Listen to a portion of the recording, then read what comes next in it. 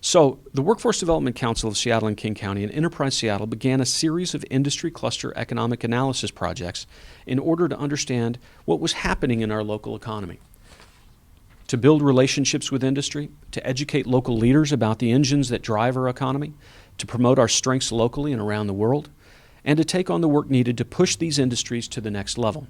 Now, we've taken on several industry analysis projects in the past, and we're going to provide you just a quick overview of 3 recent examples. Just to add to that for a moment, Jeff, I think what you're talking about here is, well, public policy is an important foundation. The Enterprise Seattle and Workforce Development Council of Seattle-King County are all about pragmatic solutions and taking those that important policy, that important information that we study and find out about into sectors, into the street, and making it impactful for real jobs and real people getting those jobs and taking those to scale, making that impact. Absolutely.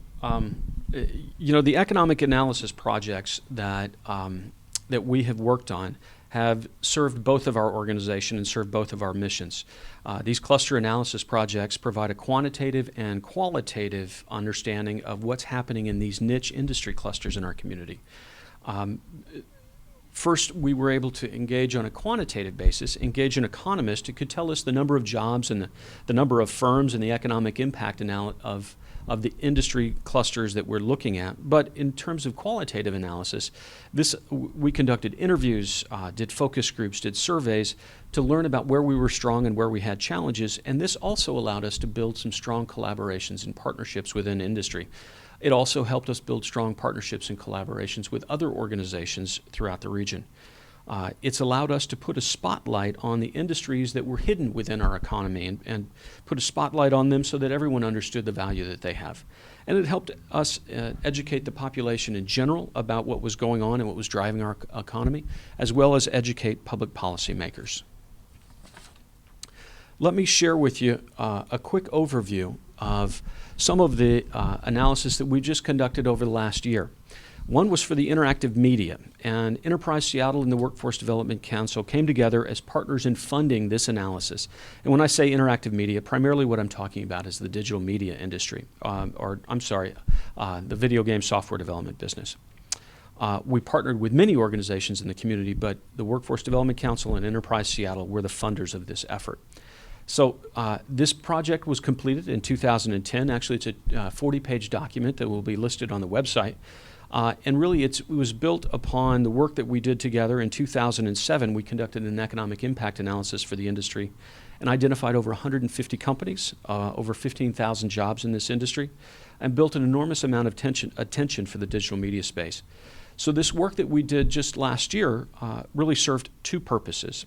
One, it provided a competitive analysis evaluating the Seattle region in competition with some of the other major industry capitals throughout the United States. So we were able to put together some competitive criteria that was created by industry executives, evaluating things like the talent pool of the digital media industry, the size of the existing industry, educational systems dedicated to the digital media space, the cost of doing business in our community. And what we learned was that San Jose, San Francisco, and Seattle really rose to the top as the most competitive markets for the digital media industry. And because of the cost of doing business, Seattle actually rose to the very top. And these are things that we knew anecdotally, but we didn't have the facts behind us to be able to really articulate that message. This analysis also did something else. It provided us a workforce analysis and a needs assessment for the industry itself. This entire analysis was released at an industry event with an audience of over 150 executives from the digital media industry. And we actually streamed it live to 150 other attendees throughout the world. We received an enormous amount of media attention, and it's been a fantastic tool, not just for educational institutions and workforce development organizations, but it's been a tool for individuals who want to learn more about the industry, how to get engaged with the industry. Also it's helped us promote our community as a center for this industry with facts rather than just with branding and slogans.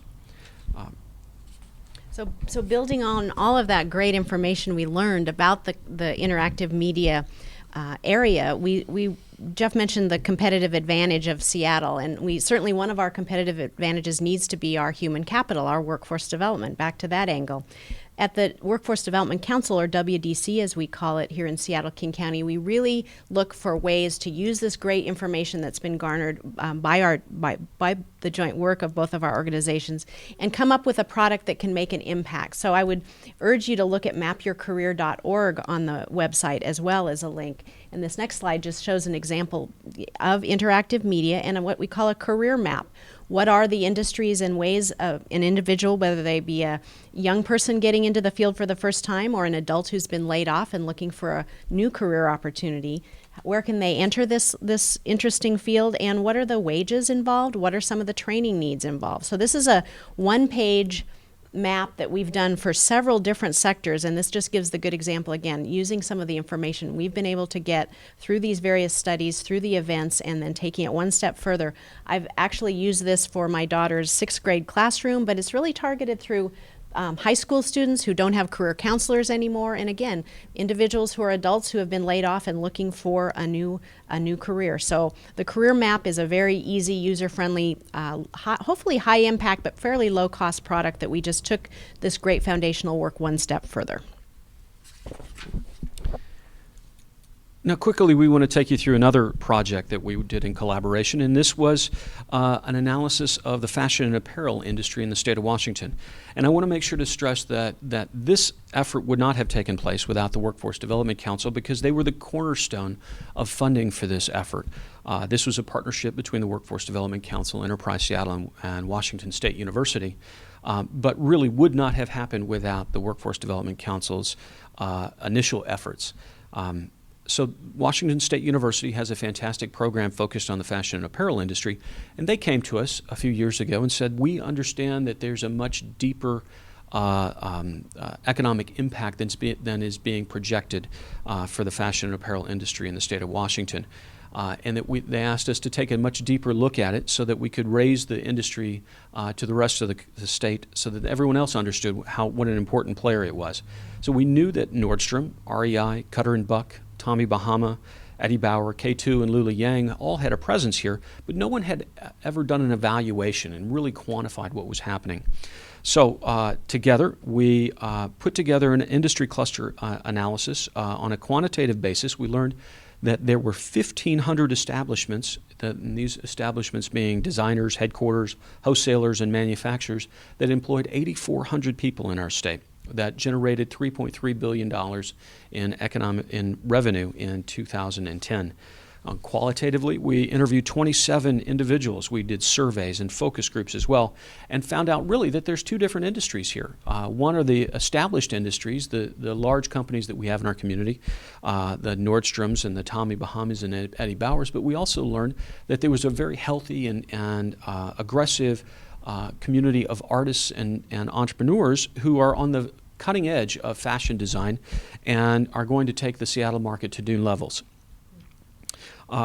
So when we did this, we also found out that the workforce, we also learned about the workforce needs that exist in our community, the growth projections for the industry. We learned about the opportunities and trends related to technology. We learned about industry recommendations for growth, including things like the need for incubators for these entrepreneurs and artists.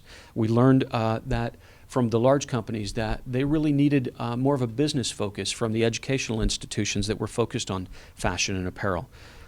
So in this analysis, we also released these findings at a large-scale event with 100 industry leaders in attendance, and we received a fair bit of media coverage on this event as well.